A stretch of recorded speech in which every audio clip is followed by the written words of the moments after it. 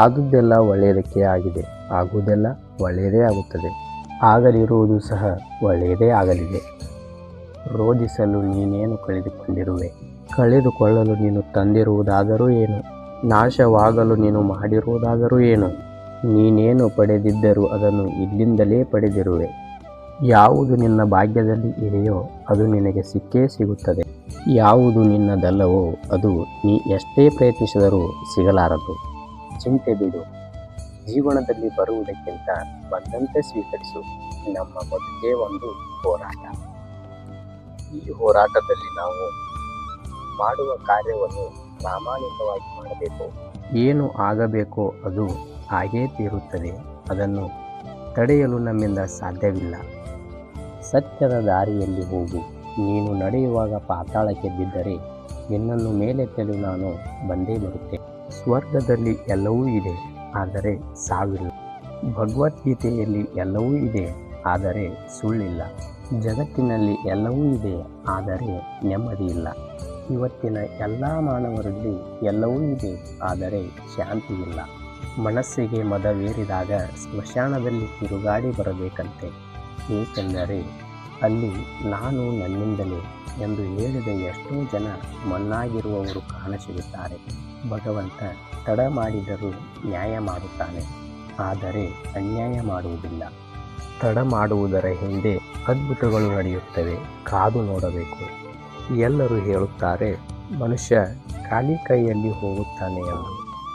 ಆದರೆ ಮನುಷ್ಯ ಬರುವಾಗ ಭಾಗ್ಯದ ಜೊತೆ ಬರುತ್ತಾನೆ, ಹೋಗುವಾಗ ಕರ್ಮದ ಫಲ ಕೊಂಡು ಹೋಗುತ್ತಾನೆ. ನೀವು ಪ್ರಯತ್ನಿಸುವವರೆಗೂ ನಿಮ್ಮೊಳಗಿನ ಶಕ್ತಿಯ ಅರಿವು ನಿಮಗಿರುವುದಿಲ್ಲ. ಪ್ರಯತ್ನ ನಿರಂತರವಾಗಿರಲಿ. ಹೊಡೆತದ ನೋವನ್ನು ತಡೆದುಕೊಳ್ಳುವ ಶಕ್ತಿಯನ್ನು ನೀಡುವ ಭಗವಂತ ಸಮಯ ಬಂದಾಗ ತಿರುಗಿಸಿ ಹೊಡೆಯೋ ತಾಕತ್ತನ್ನು ನೀಡುತ್ತಾನೆ. ಪರಮಾತ್ಮನಲ್ಲಿ ಏನನ್ನಾದರೂ ಬೇಡುವುದಾದರೆ ಪರಮಾತ್ಮನನ್ನೇ ಬೇಡು. ಪರಮಾತ್ಮ ನಿನ್ನವನಾದರೆ ಸರ್ವಸ್ವವೂ ನಿನ್ನದೇ. ದುಃಖದ ಬಗ್ಗೆ ಚಿಂತಿಸತೊಡಗಿದರೆ ಸದಾ ದುಃಖಿಯಾಗಿಯೇ ಉಳಿಯುತ್ತೀಯ. ಸದಾ ಸುಖ ಸಂತೋಷಗಳನ್ನು ಧ್ಯಾನಿಸುತ್ತಿದ್ದರೆ ಮುಂದೆ ಸುಖಿಯಾಗುತ್ತೀಯ. ಏಕೆಂದರೆ ಮನಸ್ಸು ಯಾವುದರ ಬಗ್ಗೆ ಹೆಚ್ಚಾಗಿ ಧ್ಯಾನಗೊಳ್ಳುವುದೋ ಅದೇ ಸಕ್ರಿಯವಾಗುವುದು. ಬದುಕುವುದಕ್ಕಾಗಿ ದುಡಿಯುವುದು ಅನಿವಾರ್ಯ. ಹಾಗಂತ ಫಲದ ಮೇಲೆ ಕಣ್ಣಿಟ್ಟು ಕೆಲಸ ಮಾಡಿದರೆ ನಿರಾಸೆ ಹೆಚ್ಚು.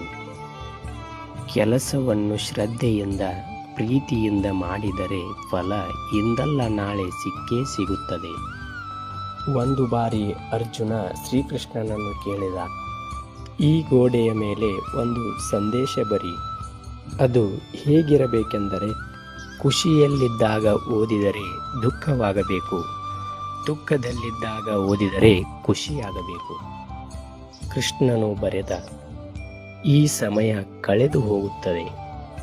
ಅಕ್ಕಿ ಅನ್ನಕ್ಕೆ ಹೇಳಿತು, ನೀನು ನಾನೇ ಆಗಿದ್ದೆ, ಆದರೆ ಹೇಗೆ ಅನ್ನವಾದೆ?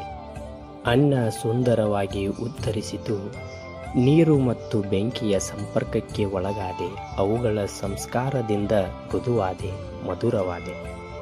ಅಕ್ಕಿ ಎನ್ನುವ ಭಾವ ಕಳೆದುಕೊಂಡೆ, ಅನ್ನ ಎನ್ನುವ ಅನುಭವ ಪಡೆದುಕೊಂಡೆ. ಅದೇ ರೀತಿ ಸಜ್ಜನರ ಸಂಘದಿಂದ ನಮ್ಮಲ್ಲಿರುವ ಅಜ್ಞಾನ ದುರಿತ ದುಮ್ಮಾನಗಳ ಭಾವ ಕಾಠಿಣ್ಯ ತೆಗೆತು. ಚಿಂತಿಸಲು ನೀನೇನು ಕಳೆದುಕೊಂಡಿರುವೆ, ನಿಶ್ಚಿಂತೆಯಿಂದಿರಲು ನೀನೇನು ಪಡೆದುಕೊಂಡಿರುವೆ. 3 ದಿನದ ಈ ನಾಟಕದಲ್ಲಿ ಕಳೆದುಕೊಳ್ಳಬೇಕಾಗಿರುವುದು ಕರ್ಮವಂದೇ, ಪಡೆಯಬೇಕಾಗಿರುವುದು ಪುಣ್ಯವೊಂದೇ. ದೊಡ್ಡ ಮನುಷ್ಯನಾಗುವುದೂ ಒಳ್ಳೆಯದು, ಆದರೆ ಮನುಷ್ಯನಾಗುವುದು ದೊಡ್ಡ ವಿಷಯ.